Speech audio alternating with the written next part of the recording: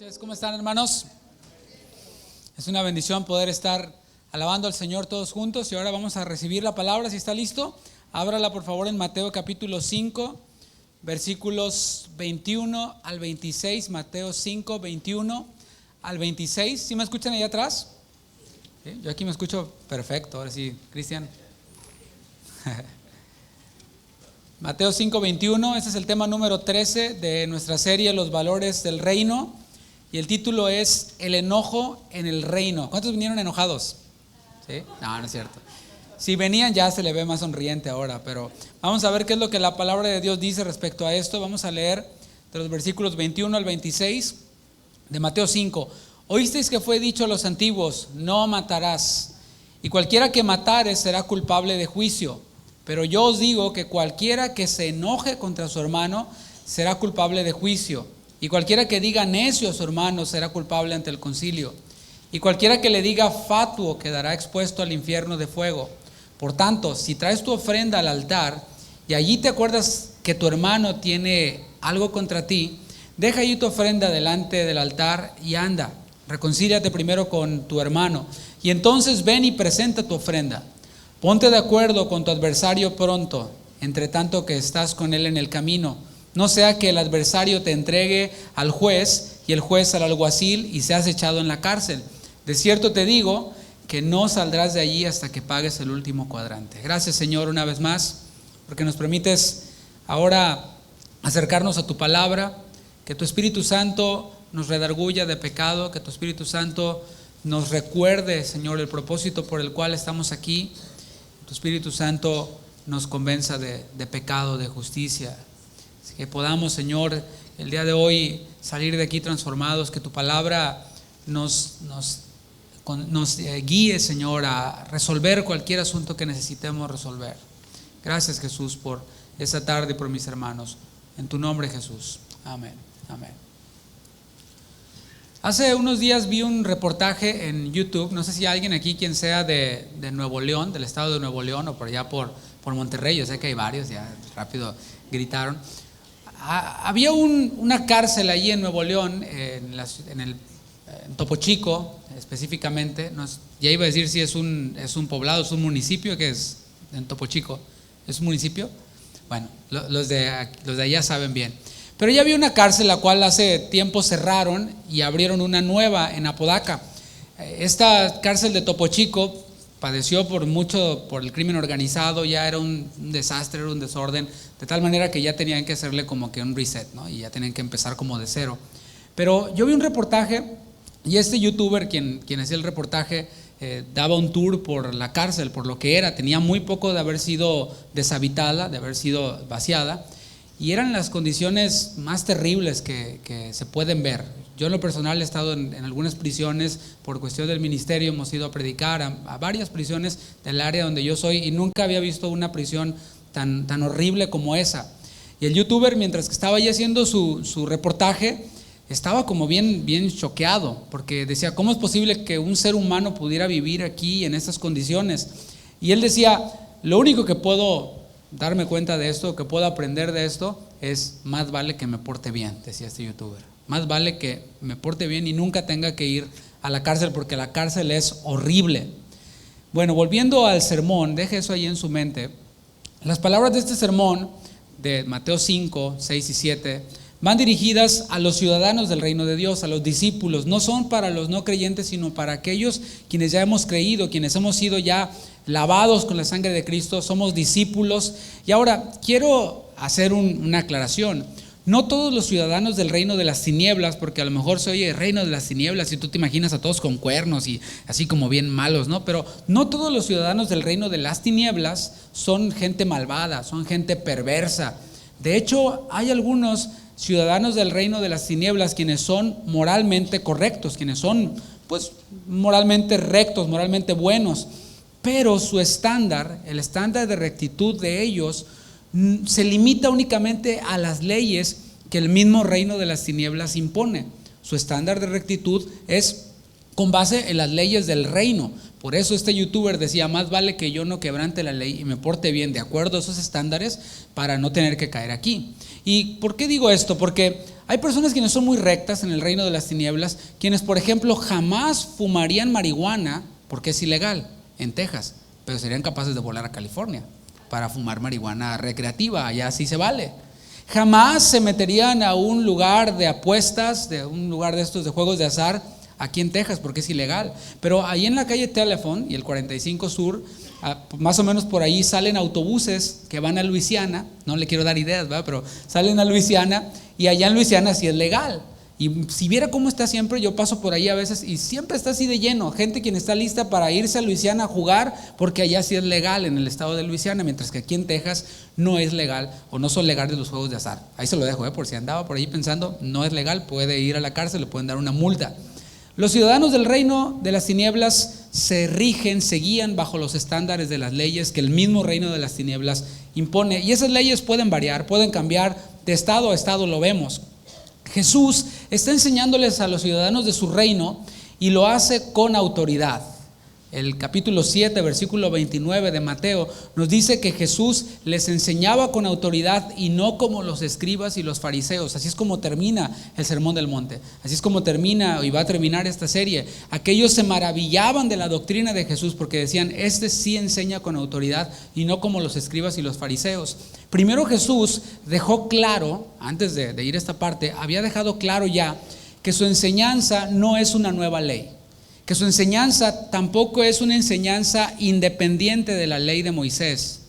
De hecho, su enseñanza es el cumplimiento de la ley de Moisés. Es el cumplimiento. Él dijo, yo no he venido a abrogar, a destruir, a derribar la ley, sino he venido a hacerla cumplir, a darle el verdadero sentido.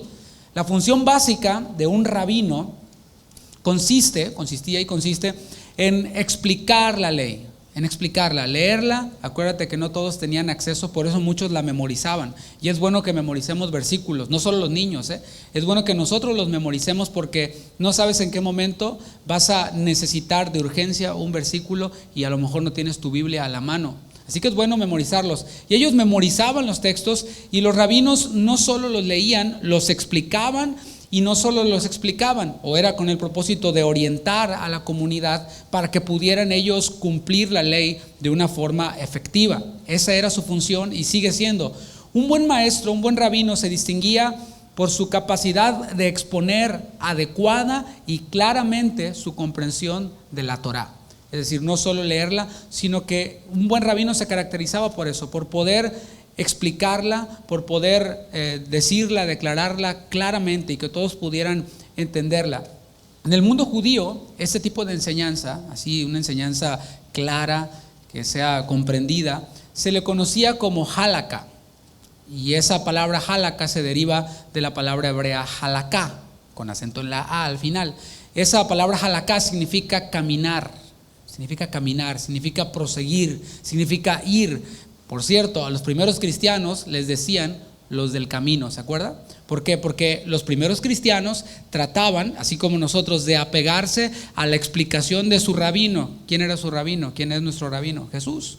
Así que ellos trataban de apegarse a la interpretación que Jesús le dio a la ley. Por eso les conocían como los del camino. Después ya les llamaron cristianos. Así que Jesús, aquí en nuestro texto, va a empezar a citar la ley. Después va a interpretar la ley para finalmente aplicar la ley. Y de eso se trata la exposición, la predicación. Se trata de citar, de leer, de interpretar y después aplicar. Es lo que Jesús va a hacer. ¿Quién mejor que Jesús como predicador?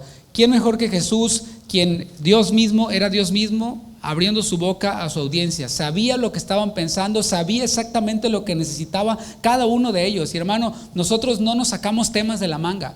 Si predicamos algún tema, si enseñamos algún tema, es porque vemos que en la iglesia, en esta iglesia local, hay necesidad de que ese tema se enseñe.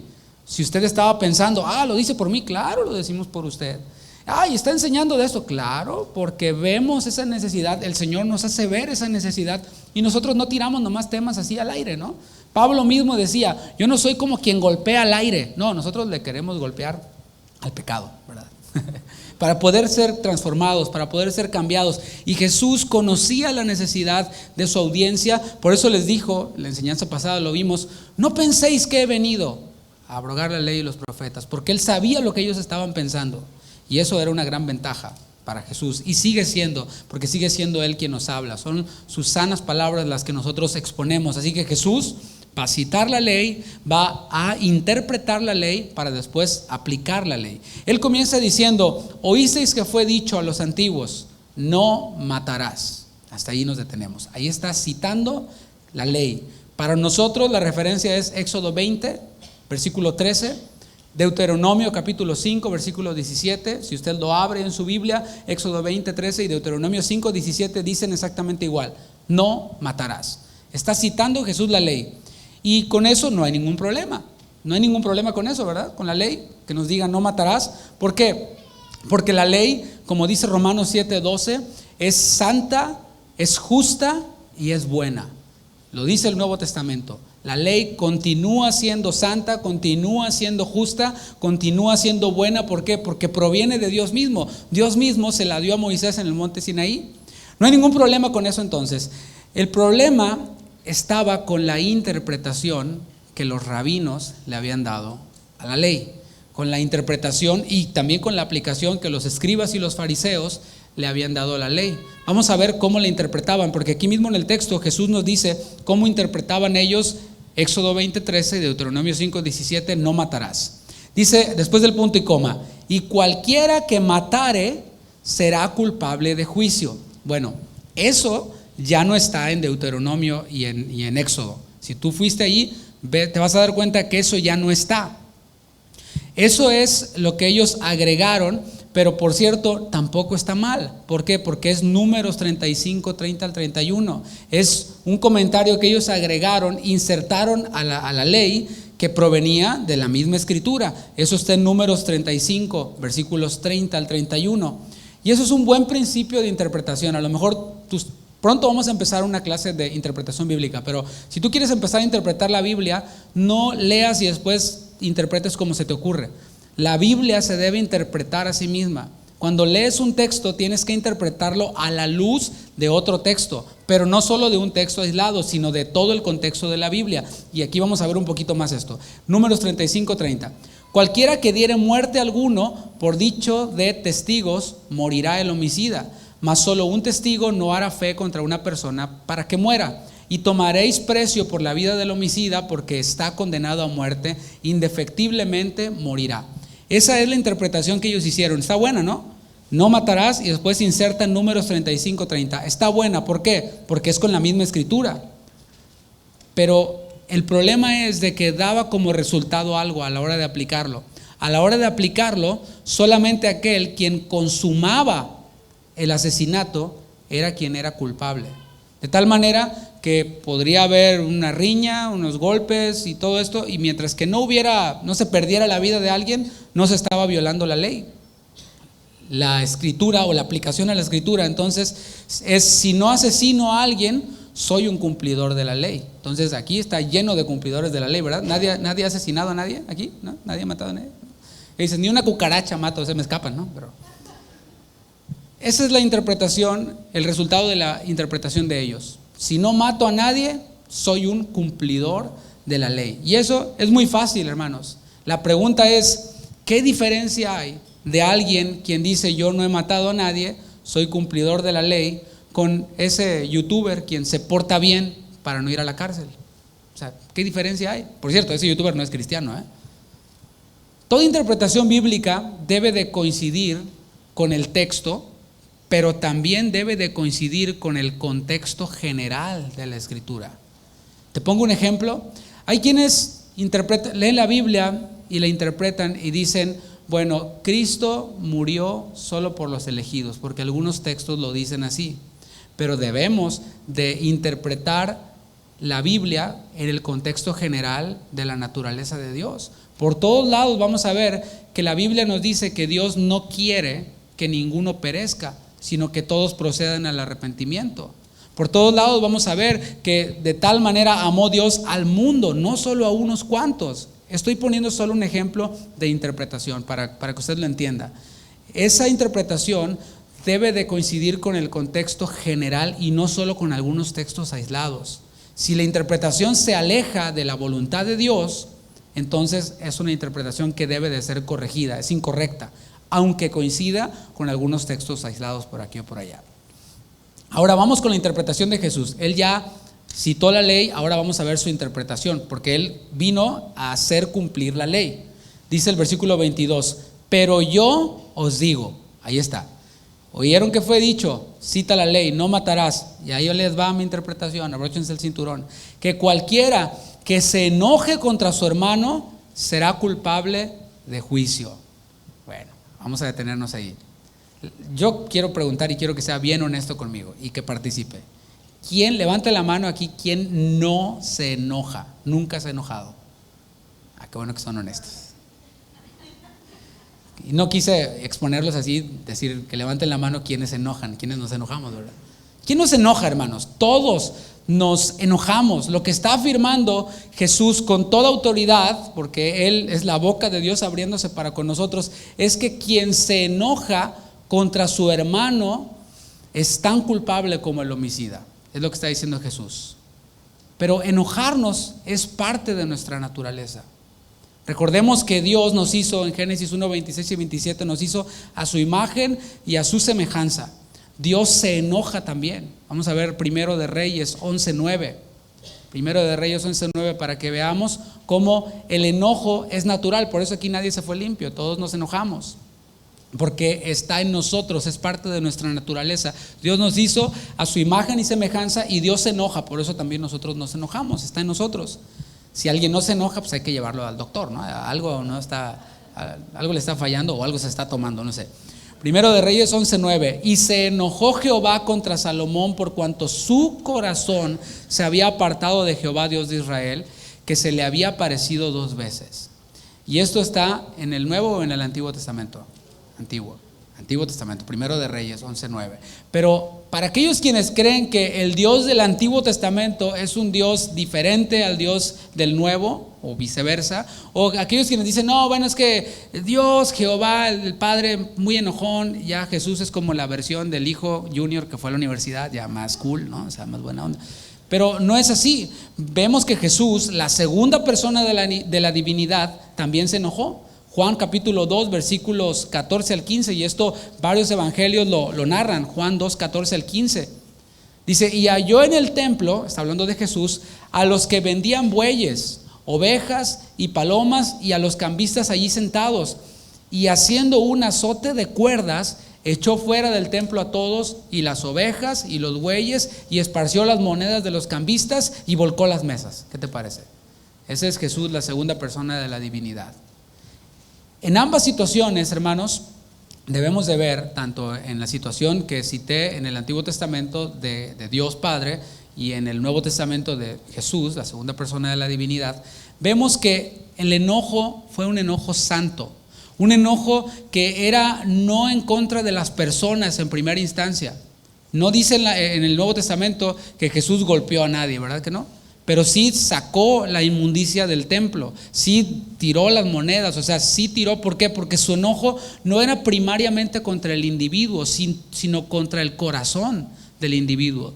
En el Antiguo Testamento vimos ahí acerca de Salomón, en Primero de Reyes 11:9, dice, por cuanto su corazón se había apartado de Jehová. Por eso se enojó Dios contra el corazón de Salomón. Y en el caso del Nuevo Testamento, se enojó contra los vendedores y no los agredió a ellos, sino que tiró todos esos elementos que estaban ahí contaminando. Así que Dios no se enoja primariamente con el individuo, aunque el individuo que no se arrepiente es objeto de la ira de Dios. ¿Queda claro? Jesús era claro en decir, cualquiera que se enoje contra su hermano, es lo que está diciendo Jesús, cualquiera que se enoje contra su hermano, está hablando de algo personal, no contra la situación, no contra el corazón, no contra las acciones, sino directamente contra la persona. Hay un periódico peruano que escribió un artículo breve pero interesante sobre el enojo, sobre la ira, y nos va a ayudar a ver algunas de las manifestaciones de ella. Dice, la ira puede manifestarse ante cualquier provocación, donde es posible atacar verbal o físicamente a quienes nos molestan. La manifestación del enojo que Jesús está expresando aquí no es la manifestación de enojo física, no es la agresión física, sino la verbal, la que se hace con nuestras palabras. ¿Sabes por qué? Porque muchas veces las palabras tienen mucho más poder que una agresión física. Un golpe deja una cicatriz que en 2-3 días se quita, ¿verdad? Pero hay palabras que se quedan ahí clavadas en el corazón de alguien. Hay palabras que marcan la vida de una persona y que cuando se repiten y se repiten y se repiten, causan un daño prácticamente o humanamente irreparable en los corazones de las personas. Dice Proverbios capítulo 12, versículo 18. Hay hombres cuyas palabras son como golpes de espada. Es lo que dice Proverbios 12, 18. Así que es bueno que empecemos a meditar en cómo son nuestras palabras, con quienes tenemos más cerca, hermanos, porque muchas veces en el trabajo podemos ser muy amables con los demás, podemos hablar muy dulcemente a los compañeros de trabajo en la oficina, o cuando vas a hacer un contrato con alguien, si eres contratista, estás ahí frente a tu cliente y verdad que le hablas bonito, ¿no? Sobre todo si se va a hacer el negocio, le hablas, hasta le invitas el desayuno, pero estamos hablando con las personas con las que convivimos diariamente, con nuestra familia. Espero que no sea el caso aquí de nadie quien le insulta a su esposa o esposa al esposo: eres una burra, eres un tonto, igualito que tu papá, y así, ¿no? O que insulte a sus hijos: eres un inútil, eres un bruto, eres un tal por cual. Peor así. Espero que no sea ese el caso, porque el daño que causan las palabras, según Proverbios, son semejantes a golpes de espada. Dice el versículo 22 de Mateo 5, en la segunda parte: y cualquiera que diga necio a su hermano será culpable ante el concilio. Ahí Jesús está hablando del impacto que causan las palabras. Nosotros entendemos esa palabra necio como alguien terco, ¿no? Ay, qué necio eres. Al menos del país donde yo vengo, alguien necio es alguien quien insiste, un terco, ¿no? Pero para entender lo fuerte de esta palabra, porque tú dices, ay, necio, no, yo le digo peor a mi hijo, ¿no? Yo le digo peor a mi esposa. Bueno, para entender lo fuerte de esta palabra, tenemos que entenderla como lo entendía la audiencia de Jesús. Esa palabra que nosotros leemos en español como necio, en el original es la palabra raca, que tampoco significa nada para nosotros. Pero ¿qué era raca? O sea, cuando Jesús les dijo raca, esa palabra, a lo mejor en la audiencia hasta como que le causó fue un poquito fuerte, ¿no? Yo sé que aquí vemos personas de diferentes países y lo que una palabra para mí no puede significar nada, a lo mejor para usted que viene de otro país puede que sea algo fuerte y diga, hoy no diga. Hasta ahorita nadie me ha dicho, no diga esa palabra porque es mala, así que vamos bien. Pero es posible. ¿Por qué? Porque varía de lugar a lugar, pero hay palabras que para todos pueden ser fuertes. Y esta palabra que Jesús utilizó, la palabra raca, yo estoy seguro que en su audiencia produjo un impacto. Fue así como que, órale. Porque esa palabra raca equivale a un tonto, equivale a un imbécil, a alguien quien tiene problemas mentales, a un tonto. Nosotros, había una persona por aquí que conocíamos que a los líderes nos llamaba babosos, así nos decía, nos llamaba estúpidos, imagínense, ya no está aquí entre nosotros, ¿no? Pero esa palabra raca era algo fuerte, implicaba a alguien quien tiene problemas mentales. Esta palabra es obsoleta para nosotros, pero eso no nos libra de la advertencia que Jesús está haciendo. Jesús se refiere a la actitud de enojo que nos lleva a menospreciar a una persona. Eso es a lo que Jesús nos está llevando. Por ejemplo, anda muy de moda entre los jóvenes el duh, ¿verdad? Duh, o sea, ese duh es como que le estás diciendo a la persona, estás tonto, ¿no? Raca. Sí, así que ten cuidado. Jóvenes, yo sé que son más los jóvenes quienes la usan, ni se te ocurra usarla con tus papás, ¿verdad? O sea, cuidado, porque la Biblia dice que honremos a nuestro padre, honremos a nuestra madre, pero Jesús no se está limitando al padre y a la madre, sino al hermano, a cualquier persona. O a veces no necesariamente la palabra como tal, pero sí la actitud. Por ejemplo, tu esposa te dice, ¿quieres que te sirva agua? Pues obvio, sí, ¿no? O sea, ese tipo de actitudes son actitudes hirientes, y aunque tu esposa no te diga nada en el momento, no te diga, oye, me hiere lo que me estás diciendo, me lastima lo que me estás diciendo, me avergüenza que me lo digas delante de las demás personas, ahí está, y se va clavando como golpes de espada en las otras personas. El estándar, hermanos, de Jesús, no sé si te has dado cuenta, está subiendo. Ya no es, si no mato, cumplo la ley. Ya no es así. El estándar ha ido subiendo. El estándar es, si me enojo sin razón con mi hermano, he quebrantado la ley y soy igual a un homicida. Si me enojo y menosprecio de cualquier forma a mi hermano, he quebrantado la ley igual que un homicida que merece ser juzgado y que merece la muerte. La otra manifestación verbal del enojo que Jesús incluye tiene que ver con cuestionar la fe de un hermano. Primero decía, cualquiera que llame raca a su hermano. Pero después en la tercera parte del versículo 22 dice, y cualquiera que le diga fatuo quedará expuesto al infierno de fuego. ¿Qué es esa palabra fatuo? Tampoco para nosotros tiene mucho sentido, pero para ellos sí. La palabra fatuo para ellos implicaba a un renegado, a un apóstata. Así les llamaban ellos a quienes abandonaban la fe en el único Dios. Recuerda que era la audiencia de Jesús judía. Y entre los judíos había quienes dejaban la religión judía. Se apartaban de Dios y decían, no, ¿sabes qué? Yo, Jehová, I quit, renuncio, nada de Jehová, me voy con tal Dios de otro pueblo. O me voy con ese otro Dios, o de plano me vuelvo ateo, porque en aquellos tiempos también no sabía. Bueno, esas personas eran vistas como lo peor. Esos eran renegados, eran apóstatas. Y aunque la Biblia habla claramente, y en ocasiones hasta da nombres, de hombres quienes se apartaron de la fe y desviaban a otros, el Señor está haciendo una advertencia y es para que no lo hagamos con ligereza. En 1 Timoteo capítulo 1, versículo 20, y en el versículo 18, te lo leo en la traducción en lenguaje actual, dice 1 Timoteo 1, 18, Timoteo, hijo mío, las cosas que te pido hacer están de acuerdo con las profecías que se dijeron acerca de ti. Si cumples con ellas, serás como un buen soldado que sabe pelear. Serás un soldado que confía en Dios y a quien no se le puede acusar de nada malo. Algunas personas, como Himeneo y Alejandro, son personas quienes ellos conocían. Dice, dejaron de confiar en Dios. Por eso no les permití seguir en la iglesia, para que Satanás haga con ellos lo que quiera y así aprendan a no insultar a Dios. ¿Te fijas? O sea, Jesús está diciendo, cualquiera que llame renegado, apóstata a su hermano, ¿qué dice? Quedará expuesto al infierno de fuego. Pero aquí estamos viendo, porque hay que interpretar la Biblia con la misma Biblia. Y hay que, para darle sentido, ver qué es lo que dice la Biblia al respecto. Aquí entonces vemos que el apóstol Pablo está denunciando, dando el nombre de estas dos personas. Hace rato yo mencioné a quien llamaba de esa forma a los líderes y a un servidor, ¿no? Pero no le dije el nombre, ¿verdad? Aquí la palabra sí está diciendo los nombres de ellos, Himeneo y Alejandro. Y dice, ellos dejaron de confiar en Dios.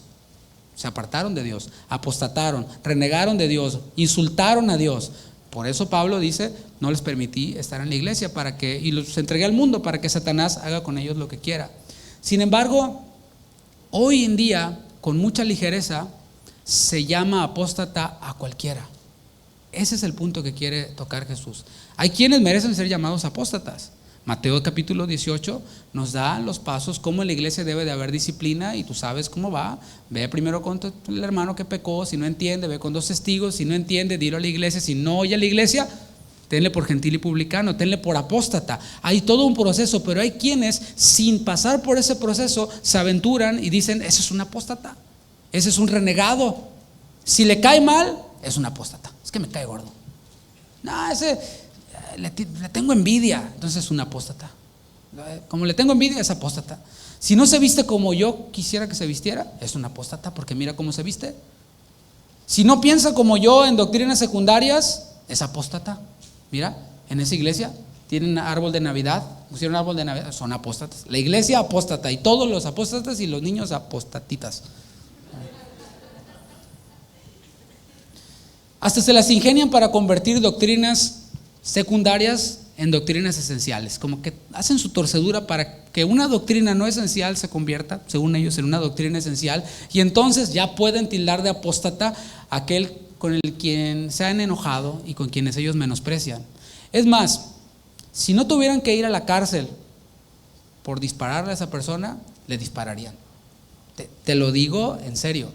A veces te metes a foros o a las redes sociales y alguien publica algo. Estaba viendo una noticia hace poco de unas conferencias que hubo y una controversia que hay ahí. Bueno, no me voy a meter en el tema, pero los comentarios, dices tú, wow, O sea, dices, estos son hermanos porque se supone que se meten aquí a ver este video que tiene que ver con la iglesia y con conferencias de una iglesia y todo, y empiezan a decir hasta malas palabras y se empiezan a insultar y algo terrible. Yo digo, si esta persona que estoy leyendo tuviera una pistola y le dijeran dispárale, no te va a pasar nada ni vas a ir a la cárcel, le dispara sin pensarlo, al tiro de gracia le da. Un famoso pastor escribió un libro hace algunos años, y este libro pues lo tengo que decir porque es un libro que está público. En este libro él nos llamó fatuos a quienes creemos en la continuidad de los dones espirituales. Nosotros creemos que el Señor continúa haciendo milagros el día de hoy. Nosotros creemos en la continuidad de los dones, del don de profecía, del don de lenguas. La palabra nos dice cómo debemos de regular esos dones. Dice, si alguien habla en lenguas, que haya un intérprete, y si no, calle, y etcétera, ¿no? O sea, hay una serie de regulaciones en la palabra porque pues el don continúa. Ellos dicen, la Biblia dice que cuando venga lo perfecto ya no va a haber profecía, no va a haber lenguas, no va a haber. Pero nosotros vemos según la Escritura que lo perfecto todavía no viene, ¿verdad? Si no, pero allá en México, a los de Culiacán, pregúntales si ya vino lo perfecto, ¿verdad? Allá en Chile, pregúntales si ya vino lo perfecto. O sea, seguimos en un mundo imperfecto. Lo perfecto va a venir cuando Jesús vuelva y establezca su reino. Entonces sí, ya viene lo perfecto. Pero mientras los dones continúan, nosotros creemos eso. Usted o alguien que nos ve no cree, bueno, no hay problema. Eso es una doctrina secundaria. Pero este pastor famoso escribió todo un libro en el cual se dedica a llamar apóstatas, a llamarnos apóstatas a quienes creemos. Ahora, ¿hay abusos de los dones? Claro que los hay. Hace poquito acaba de salir, hoy, ayer, en estos días, un milagro falso que anduvo muy fuerte ahí en Facebook y después los desenmascararon y resulta que era pura payasada. Bueno, ¿hay falsos? Sí los hay, pero eso no quiere decir que no haya verdaderos. Entonces, en este libro, él así de plano llama fatuos a quienes creemos en esto, y de manera sutil él tuerce las palabras de Jesús cuando él dijo que aquel quien le atribuye la obra de Satanás a Dios ha incurrido en el pecado imperdonable y pues ya no tiene perdón, ya apostató, y no solo apostató, sino que no tiene perdón. Eso es lo que dice él en este libro. Por supuesto, hermanos, que esto no es verdad, pero sí revela el deseo de este pastor de llamar apóstatas, mandarlos al infierno sin posibilidad de arrepentimiento a aquellos quienes no piensan como él en una doctrina secundaria. Revela su corazón. Ahora, nosotros no vamos a llamarle fatuo, ¿verdad? No vamos a llamarle apóstata ni nada. Oramos por él para que se arrepienta. Oramos para que cambie su manera de pensar. El enojo tiene repercusiones en aquellos quienes nos rodean, pero también nos afecta a nosotros mismos. Este enojo del cual te estoy hablando, el cual te lleva a desacreditar a otras personas, el cual te lleva a insultar a otras personas, a estar amargado, ese enojo trae problemas también a nuestra salud física, a nuestra salud espiritual, pero también a nuestra salud física. El artículo que te leía cita algunas de las consecuencias que traen el enojo y la ira a las personas. Dice, la ira o la agresividad en una persona provoca efectos directos en el funcionamiento del corazón. Por eso también se considera que el estrés está fuertemente ligado a enfermedades cardiovasculares. ¿Qué sucede realmente en el organismo cuando estamos enojados?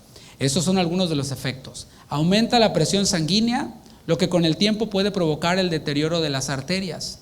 Se eleva el pulso cardíaco y se genera taquicardia. Aumenta la producción de sustancias químicas como la adrenalina, lo que altera el equilibrio natural del cuerpo. Se desequilibra el sistema inmunológico. Se provocan contracturas, dolores musculares y jaquecas. Se acelera la respiración, provocando que el corazón bombee con más intensidad. Aumenta el riesgo de padecer algunas enfermedades como gastritis, colitis y dermatitis.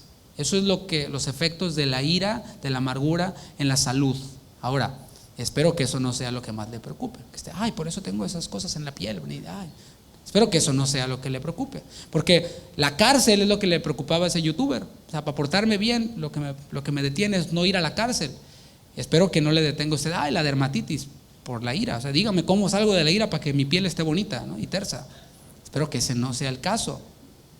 Eso sería lo único que le preocuparía a un ciudadano del reino de las tinieblas. Efesios capítulo 4, versículos 26 al 27. Vamos a ver qué es lo que le preocupa acerca del enojo, de la ira, a un ciudadano del reino de Dios. Dice Efesios 4:26, airaos, pero no pequéis. Ahí es el problema. Eso es lo que debe de preocuparnos. Lo que nos preocupa a los ciudadanos del reino de Dios es pecar contra nuestro Dios, pecar contra nuestro rey. Eso es lo que nos preocupa. La piel, pues a Job se le cayó la piel a pedacitos. O sea, dice que tenía una sarna, dice la palabra, que se le caía la piel. O sea, la piel sale sobrando. Pero lo que le preocupaba a Job era pecar contra Dios. Lo que le preocupaba a David era pecar contra Dios. Lo que nos debe preocupar a nosotros es pecar contra Dios. Hay una clase de enojo contra el pecado, hermanos. Y aclaro, principalmente con el nuestro. Debemos de enojarnos contra nuestro pecado. Debemos de llorar por él, por nuestro propio pecado. ¿Por qué? Porque ofende la santidad de Dios. Cuando alguien tiene demasiado tiempo para eso, para llamarle apóstata a otro, para llamarle raca, me voy a dejar ahí en ese término y usted sabe a qué me refiero. Cuando alguien tiene tiempo para eso, es una muestra de que ha dejado de ver y de contemplar la santidad de Dios. Porque cuando tú contemplas la santidad de Dios, cuando yo contemplo la santidad de Dios, lo único que puedo decir es como decía Isaías: ay de mí, que siendo hombre de labios inmundos han visto mis ojos a Dios. Tengo solamente tiempo para ver mi propio pecado cuando he visto la santidad de Dios. Pero cuando el estándar es mi interpretación, cuando el estándar soy yo, cuando el estándar es mi compadre, cuando el estándar es X, la política o qué sé yo, entonces sí, hay tiempo para hacer esto. Pero cuando ese enojo no tiene que ver con la santidad de Dios sobre mi propio pecado, ¿verdad? La violación o la ofensa ante la santidad de Dios de mi propio pecado, cuando no tiene que ver con eso, es pecado. El enojo pecaminoso trae consecuencias espirituales, no solo consecuencias físicas, pero consecuencias espirituales. Menospreciar al hermano y buscar venganza, deseando la perdición eterna, fluye del corazón. ¿De qué clase de corazón fluye el deseo de que una persona vaya al infierno? ¿De qué clase de corazón? Jesús lo pone a la misma altura como si se haya perpetrado el homicidio. Es lo que hace Jesús. Y la sentencia es, ¿cuál? Porque ante una violación tiene que haber un castigo, ¿no? O sea, pues puedo violar la ley, pero si no pasa nada, pues está bien, ¿no? O sea, está ahí pintada la ley. Bueno, Dios no tiene pintada su ley. La sentencia, según Jesús, será culpable ante el concilio. Ahora, quizás no ante la ley terrenal, porque al concilio no le llevaban personas quienes insultaban a otras. Ni hoy pasa tampoco, ¿verdad? Ay, me dijo baboso. Ay, lo voy a demandar. No, ¿verdad que no? O sea, ellos se ocupan de otras cosas, pero Dios sí se ocupa de eso porque tiene que ver con el corazón. Quizás no sea esta acusación y esta culpabilidad ante la ley terrenal, pero sí ante una ley superior. ¿Qué tal? Ahí está el problema. Mateo capítulo 12, versículo 36. Mateo 12, 36. Mas yo os digo que de toda palabra ociosa que hablen los hombres, de ella darán cuenta en el día del juicio. De toda palabra ociosa, de toda. Y dice de toda palabra ociosa que hablen los hombres, refiriéndose a los impíos, porque habrá un juicio, el gran juicio del gran trono blanco, o el juicio del gran trono blanco. Ahí serán juzgados los no creyentes, quienes no creyeron en Cristo. Y ellos darán cuenta de toda palabra ociosa. ¿Pero qué crees? También nosotros los discípulos, los creyentes, los ciudadanos del reino, enfrentaremos o estaremos ante el tribunal de Cristo. O sea, no es el juicio para condenación, pero sí el tribunal de Cristo en el que serán reveladas todas nuestras obras, en el cual daremos cuentas al Señor, y quizás muchos por esto perderán su recompensa. O sea, estoy hablando de creyentes. Jesús está hablando de creyentes, quienes llaman y menosprecian a sus hermanos por X situación, pero por algo que no tiene que ver con la palabra. Menosprecian, y no hay ninguna justificación para menospreciar a otro. Incluso si la persona realmente fuera un retrasado mental, si tuviera problemas mentales, no hay que menospreciarles. O sea, no hay ninguna cláusula que permita menospreciar a nadie, y mucho menos a un hermano. Y todo aquel quien hace esto va a estar en el tribunal de Cristo y pues no va a recibir recompensas a causa de esto. Todo aquel quien llame apóstata, renegado a otro sin haber pasado Mateo 18, pues también va a perder recompensas. Y todas sus obritas, todo su heno y madera y hojarasca, que ay, mira lo que hice esto, y mira esto, aquello, y mira esto, se lo va a quemar el fuego. Así es lo que dice la palabra, ¿no? La obra de muchos va a ser quemada por fuego a causa de su rencoroso enojo contra sus hermanos. En los versículos 23 y 24, Jesús empieza a incorporar el elemento de la adoración. ¿Te fijas? Habla acerca de la ofrenda. Esta ofrenda tenía que ver con un sacrificio. Y fíjate cómo estaba el asunto, y no ha cambiado mucho, ¿no? Un fariseo era capaz de odiar a otros. Y lo vimos, lo ves en los evangelios, cómo odiaban a Jesús, cómo envidiaban a Jesús.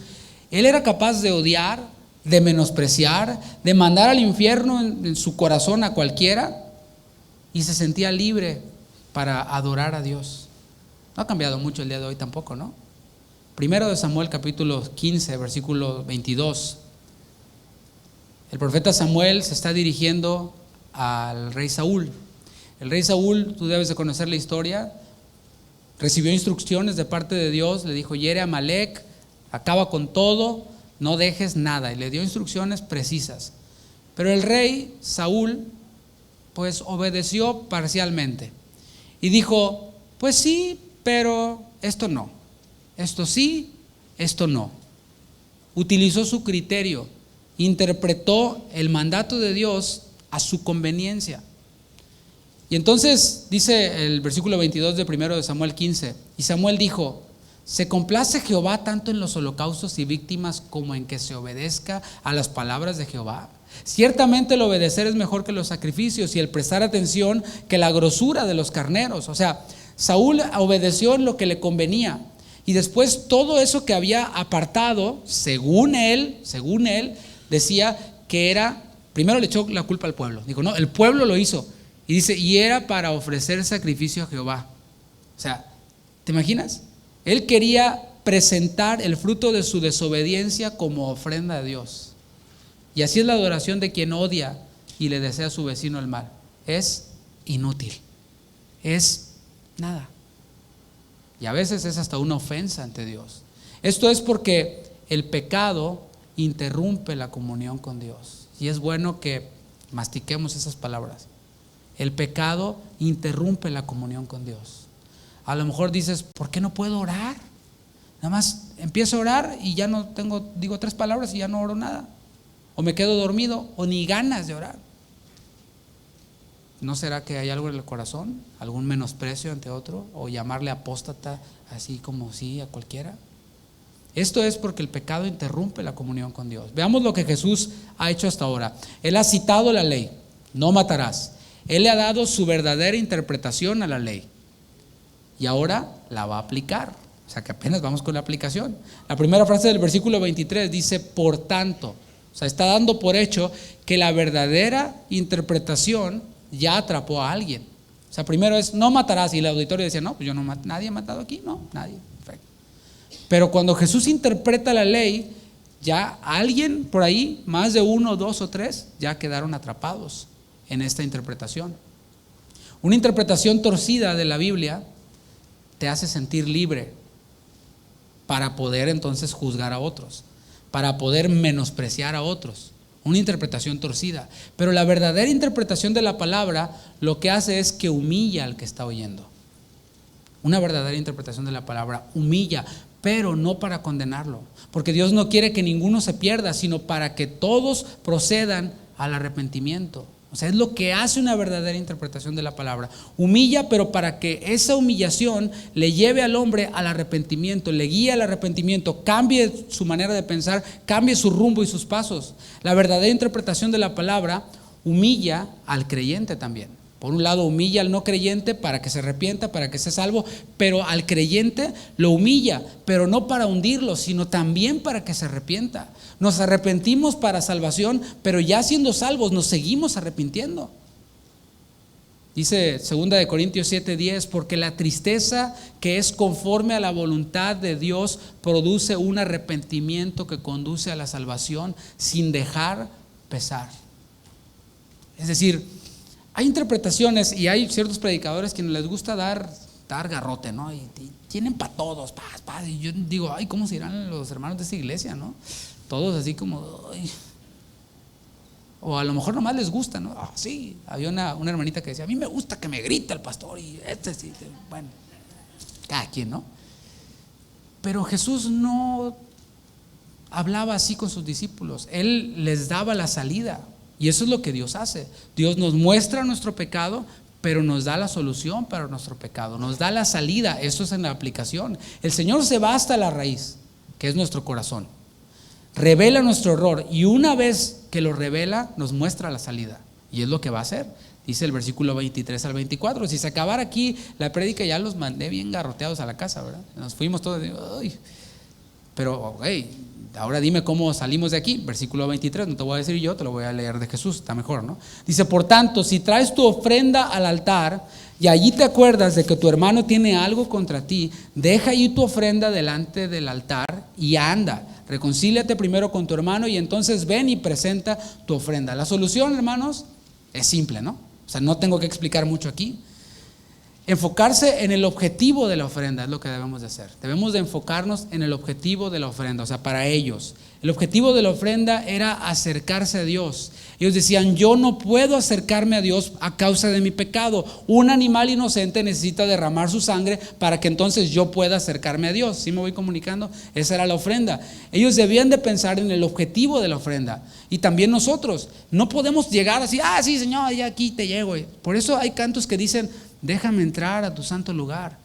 ¿Por qué? Dice la palabra que tenemos libre entrada al trono de la gracia. Sí, pero también dice que nos examinemos a nosotros mismos, que confesemos nuestros pecados y que nos limpiemos de toda contaminación, porque sin santidad nadie verá a Jehová. Entonces, ¿pedimos permiso o no? Sí, Señor, límpiame, déjame entrar. Yo sé que aunque delante de ti en Cristo soy limpio, soy justificado, pero aún me sigo ensuciando, aún se siguen anidando en mí pensamientos de rencor contra otros, de enojo sin causa contra otros, de menosprecios a otros. Señor, perdóname, déjame entrar. Es una actitud de humildad ante Dios, de reverencia ante Dios. Así que si meditando nos damos cuenta de que hay algo que estorba, ¿qué hay que hacer? Hay que quitarlo, ¿no? Es simple. Yo sé que lo está pensando mucho, pero espero que esté pensando cómo lo va a quitar. Pero es simple. Si hay algo que estorba, lo quitamos. Más importante que la ofrenda, hermanos, es el corazón. Por eso Jesús dice, así que anda. O sea, ándale, ¿verdad? Anda. Y esto revela una urgencia. O sea, pícale. Es prioritario, es urgente. Anda, reconcíliate con tu hermano. Esa palabra reconciliarse es la palabra dialazo. Y es efectuar una alteración, alterar algo. O sea, tienes a una persona con otra persona que tienen algo uno en contra del otro. Bueno, Jesús lo que está diciendo, es urgente que alteren eso, que cambien eso. Es entonces hacer algo distinto a lo que se ha estado haciendo.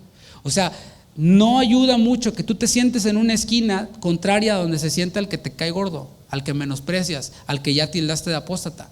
No ayuden mucho, y que levanten las manos, no ayuden mucho. Lo que dice Jesús, pícale, reconcíliate, haz algo distinto de lo que has estado haciendo. Intercambiar, sigo con la definición de dialazo, intercambiar, y a partir de ahí reconciliar una mutua hostilidad y llegar a una conclusión favorable. Debe de haber un intercambio, debe de haber un acercamiento. Llega un punto en el que ya ni sabes en qué fue en lo que te ofendió el hermano. ¿Qué te hizo? ¿Quién sabe? Pero lo odio con odio jarocho. Aleluya. Debe de haber un acercamiento y debe de haber un intercambio. Ese intercambio es comunicación. Hermanos, nosotros somos seres humanos. O sea, los animalitos sí se ladran y se muerden, pero nosotros tenemos la capacidad de comunicarnos. Y perdón el ejemplo que uso, ¿no? Es que me acordé porque ayer salí a correr y me persiguieron unos perros. Así chiquitos, ¿no? Chihuahuas. Pero el punto es de que nosotros tenemos la capacidad de intercambiar, de comunicarnos, de llegar a conclusiones favorables y decir, mira, no vamos a comprobar aquí quién tiene la razón, si tú tienes la razón o yo tengo la razón y caso cerrado. No, nada de eso. O sea, no se trata de eso, sino se trata de que nuestra ofrenda sea acepta ante Dios, de que nuestra adoración no sea madero, heno y hojarasca que ante el tribunal de Cristo se va a fundir, se va a quemar. O sea, es lo que yo quiero, es lo que tú quieres, hermano, sí, amén. Entonces, pues vamos a quitar lo que haya que quitar. Mateo 18 nos da un modelo ordenado sobre cómo debemos de hacer esto. Y no voy a ir ahí, ya lo hemos expuesto en otras oportunidades. El punto no es, si tu hermano peca contra ti, no lo peles. Vete a la otra esquina, no le hables, bloquea lo de las redes sociales y si no hay no like, ponle, ¿verdad? Si hay no like, ponle no like, ¿verdad? Mándale un virus. No dice eso. Si tu hermano peca contra ti, dice, ve, y ahí está, haz algo distinto, toma una acción, ve y repréndele estando tú y él, ¿qué? Así se lo saben. O sea, no dice públicale indirectas en el Face. No dice tampoco que vayas y le digas a tu comadre, hermana, comadre, ¿verdad? Dice, pues le voy a decir, para que ore, hermana, ¿verdad? No dice eso. Tampoco dice, ve y chismeale al pastor. Tampoco. Ni tampoco dice, dile al de la otra iglesia, al de la otra que nada que ver, dile, mira, no. Dice, ve y repréndele estando tú y él solo. Si te oyere, has ganado a tu hermano. Entonces nos da ese modelo ordenado sobre cómo debemos de ponernos de acuerdo, sobre cómo debemos de reconciliar. Y casi siempre el asunto se arregla ahí en esa. El problema es de que muchos no se arreglan porque no llegamos ni al paso 1. Ese es el problema. En muy pocos casos se tiene que ir con testigos.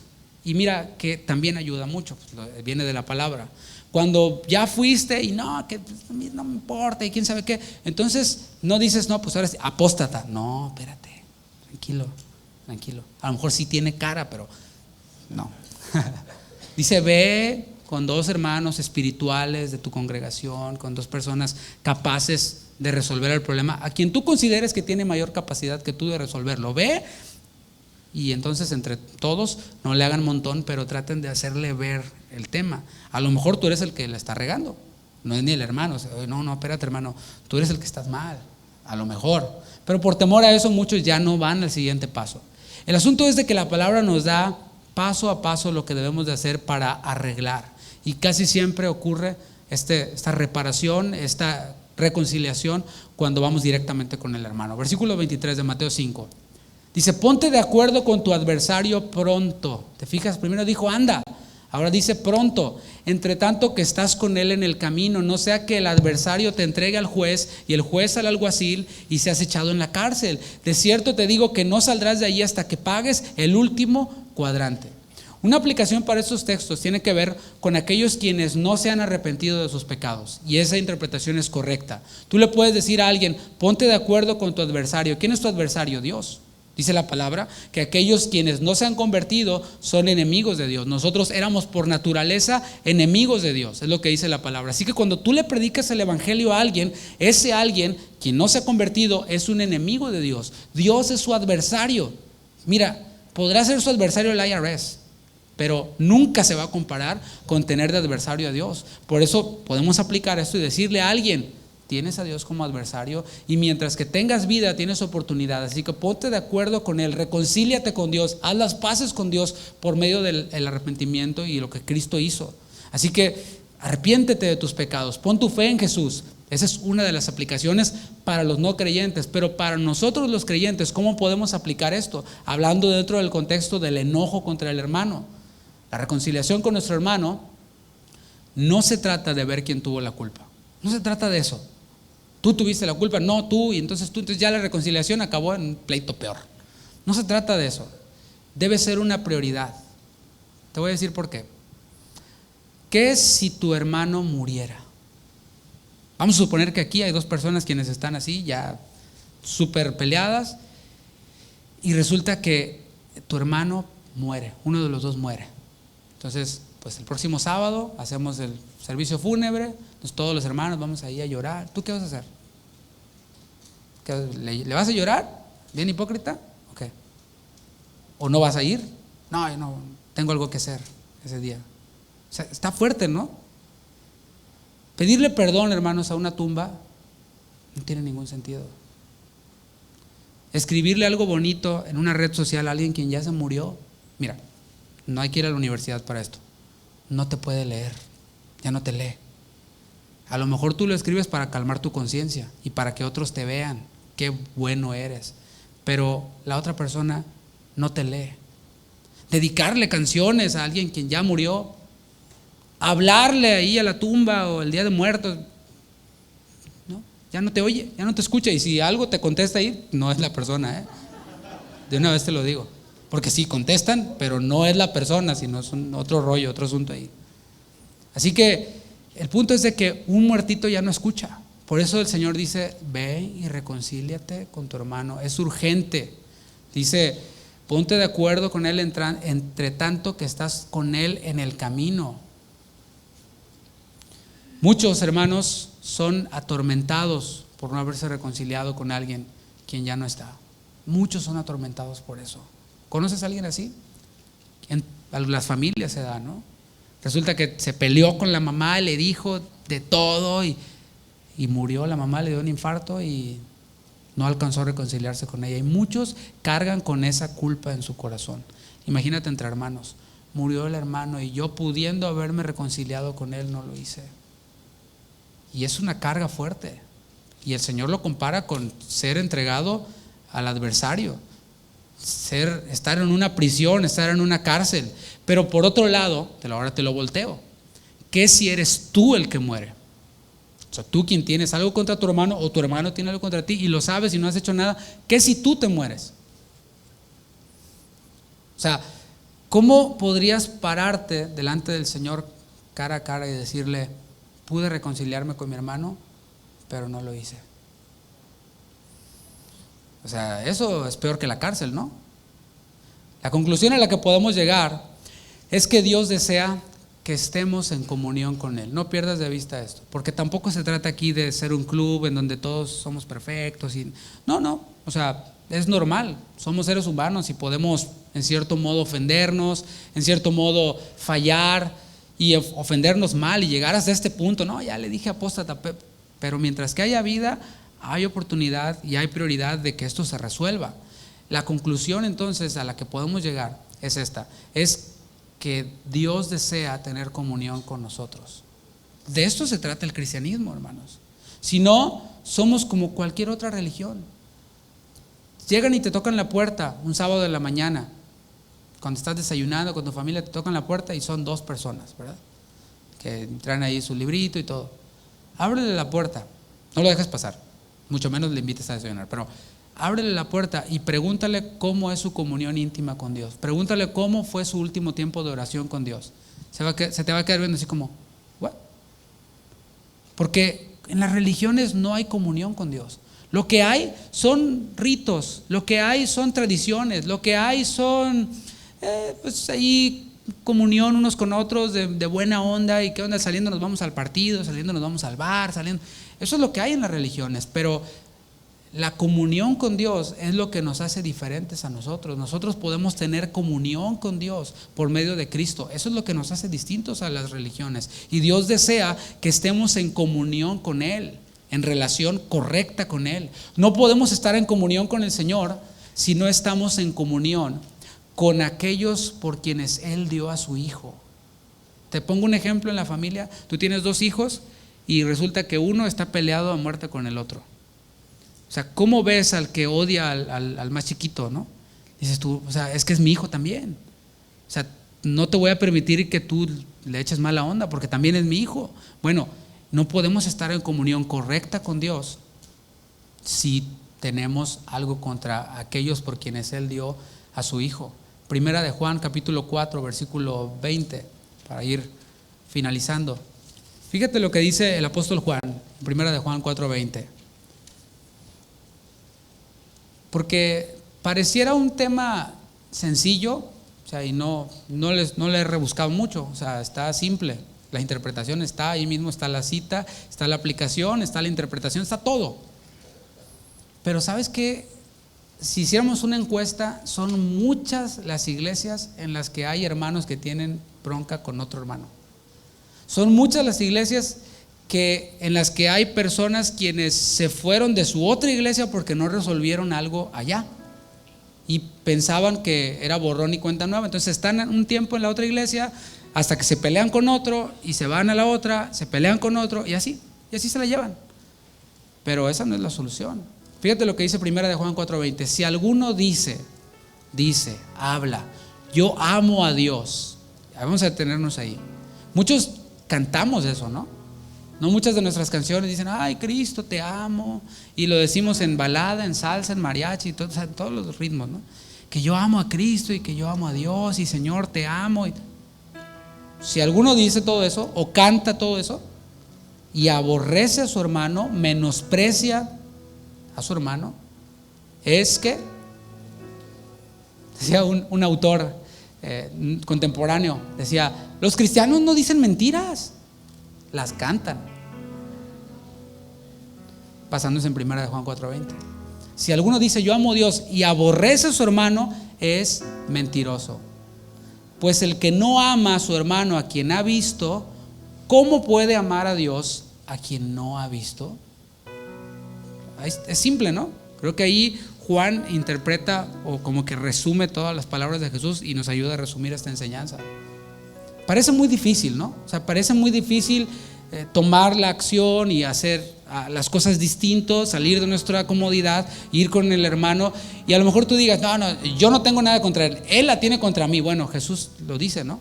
Si te acuerdas que tu hermano tiene algo contra ti, no dice si tú tienes algo contra tu hermano, porque eso ya va de entrada, ¿no?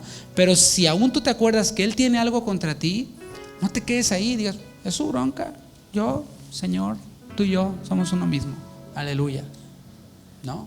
Dice, ve pronto, reconcíliate, haz algo distinto, que haya un intercambio con el fin de conciliar, con el fin de que la adoración de ambos cristianos sea recibida delante de Dios.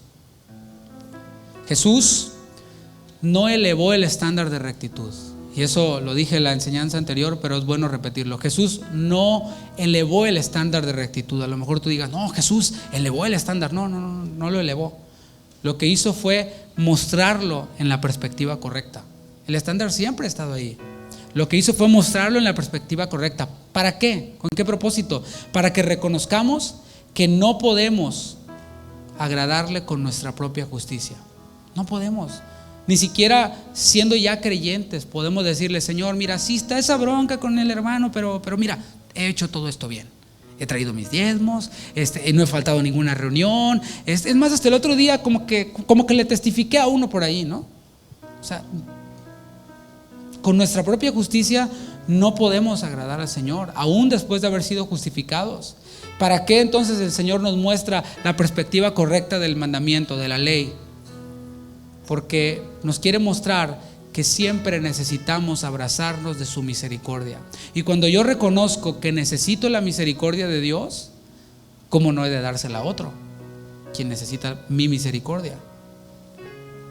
El Señor eleva el estándar de rectitud y lo muestra en la perspectiva correcta para mostrarnos que cada milla que nosotros avanzamos en nuestra vida espiritual nos permite disfrutar de una comunión más profunda con el Señor. De eso se trata, de que vamos resolviendo este asunto y ahora podemos disfrutar de una comunión más profunda con Dios.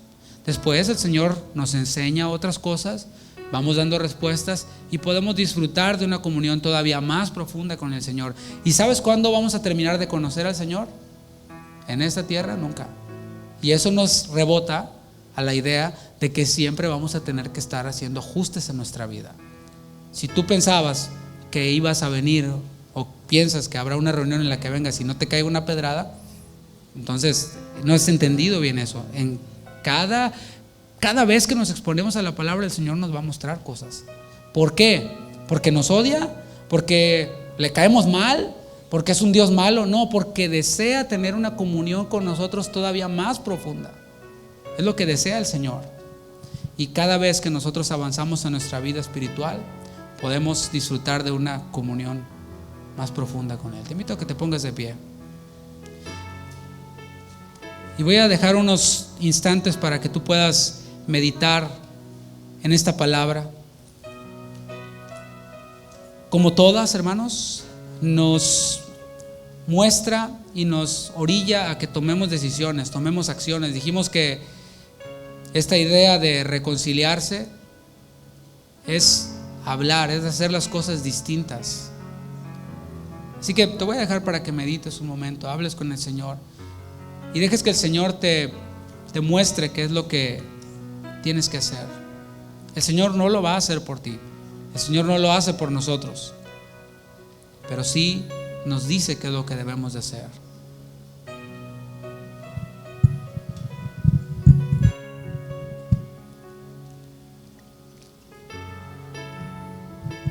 Gracias, Señor.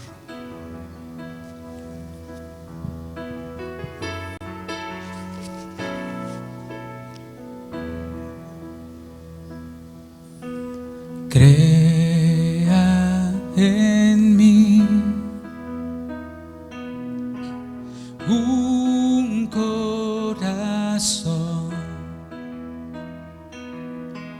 puro ante ti, oh mi Señor,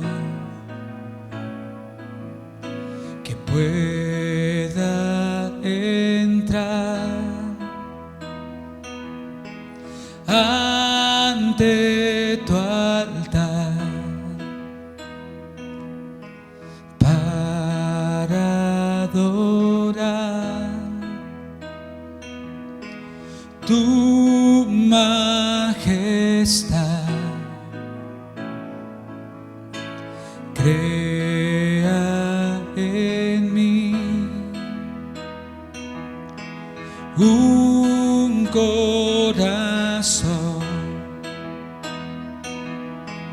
puro ante ti, oh mi Señor, pueda entrar ante tu altar para tu alabanza, poder publicar.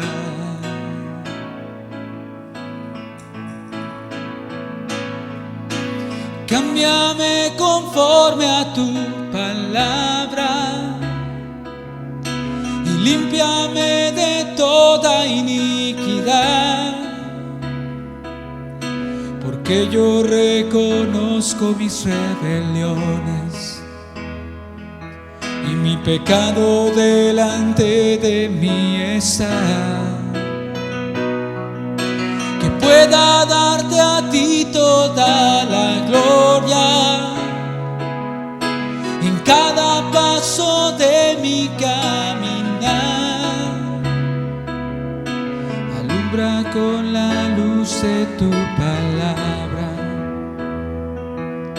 enséñame a hacer tu voluntad. Cámbiame conforme a tu palabra y límpiame de toda iniquidad, porque yo reconozco mis rebeliones y mi pecado delante de mí está. Que pueda darte a ti toda la gloria en cada paso de mi caminar. Alumbra con la luz de tu palabra, enséñame a hacer tu voluntad.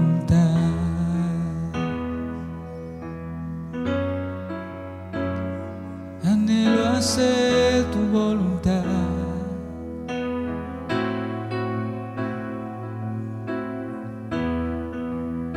Tú me salvaste para ser santo delante de ti. y en tu palabra muestras el camino para la santidad. Oh Jesús, quiero ser como tú, amar lo que tú amas y odiar lo que tú aborreces. Ciertamente tú aborreces el pecado, tú aborreces la hipocresía.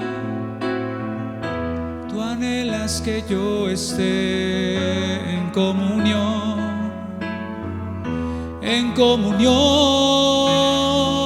real y viva. Límpiame, Señor, lávame, Señor, transfórmame, renuévame. Quiero publicar tu alabanza, quiero publicar tu grandeza. ¿Y cómo he de decir que te amo si aborrezco a mi hermano? Que tu espíritu me guíe para dar respuestas a tu palabra.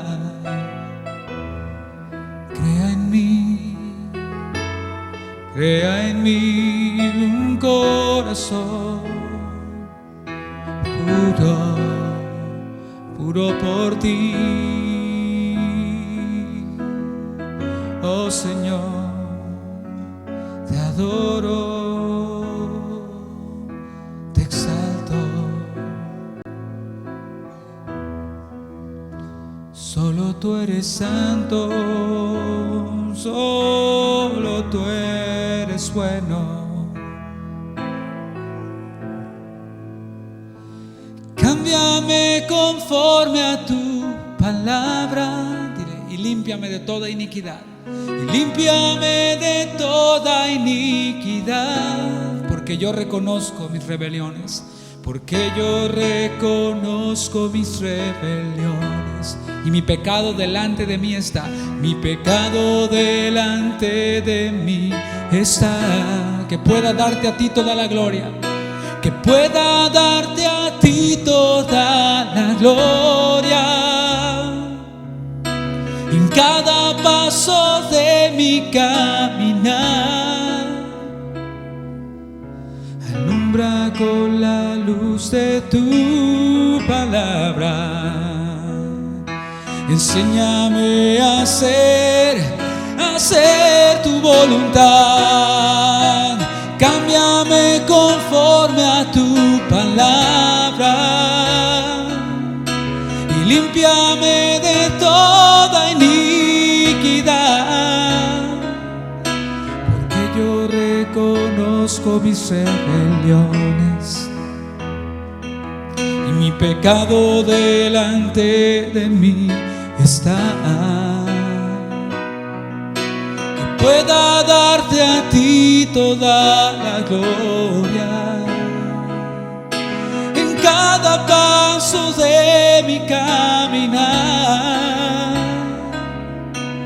Alumbra con la luz de tu palabra.